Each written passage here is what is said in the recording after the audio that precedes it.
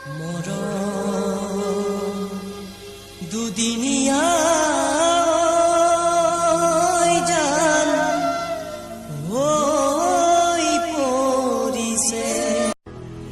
আজি মই তলত বহি ভিডিঅ' বনা নাই না মোৰ সেটআপত ভিডিঅ' বহি বনা নাই না মই ক'ৰবাত টেবুলত বহি ভিডিঅ' বনা নাই মই আজি বনাই আছো ভিডিঅ' এটা গছৰ ওপৰত বন্ধুসকল আপোনালোকে চাওক এইটো গছৰ ওপৰত মই বৰ্তমান উঠি আছো গছৰ ওপৰত ভিডিঅ' বনাইছো পৰিলে বা দুখ পাই যাম সেইকাৰণে ভিডিঅ'টো অলপ শ্বেয়াৰ কৰি দিব নমস্কাৰ বন্ধুসকল মই শ্ৰী ৰোহিত আৰু আপোনালোকে চাই আছে ক্ৰিকেট সুপাৰ ফেন ইউটিউব চেনেল বন্ধুসকল আৰম্ভ কৰোঁ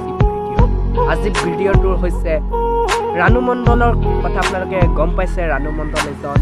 ষ্টেচনৰ ভিতৰৰ পৰা গৈ বলিউডত গান পাইছে আৰু এই ৰানু মণ্ডলৰ এটা বিশেষ দুৰ্ঘটনা হৈছে তেওঁ হৃদয় ৰোগৰ আক্ৰান্ত হৈ মুম্বাই চিটি হস্পিটেলত ভৰ্তি হৈ আছে আৰু সেই বাতৰিটো পাই মোকো দুখ লাগিলে কিন্তু কি কৰিব বৰ্তমান ভগৱানৰ চিটুৱেশ্যন চলাই আছে ভগৱানে যে আপোনাক জন্ম দিছিলে তেতিয়া মৃত্যুৰ মুখত যাবই লাগিব আৰু আপোনালোকে কি ভাবে তলত কমেণ্ট কৰি জনাব আৰু পাৰিলে ভিডিঅ'টো অলপ শ্বেয়াৰ কৰি দিব বেছি কিন্তু এই কথাটো একদম মিছা যে ৰানু মণ্ডল বৰ্তমান এতিয়া মুম্বাই চিটি হস্পিটেলত নাই কাৰণ এতিয়া বহুত ভাল আছে আগতকৈ বহুত ভাল হৈছে এইটো ফেক নিউজ আছিলে আৰু এতিয়া ইউটিউবত বহুত এনেধৰণৰ ফেক নিউজ পোৱা যায় যে ৰানু মণ্ডল মুখত আছে ৰানু মণ্ডলৰ হাৰ্ট এটেক হৈছে ৰানু মণ্ডল এতিয়া বেমাৰ হৈ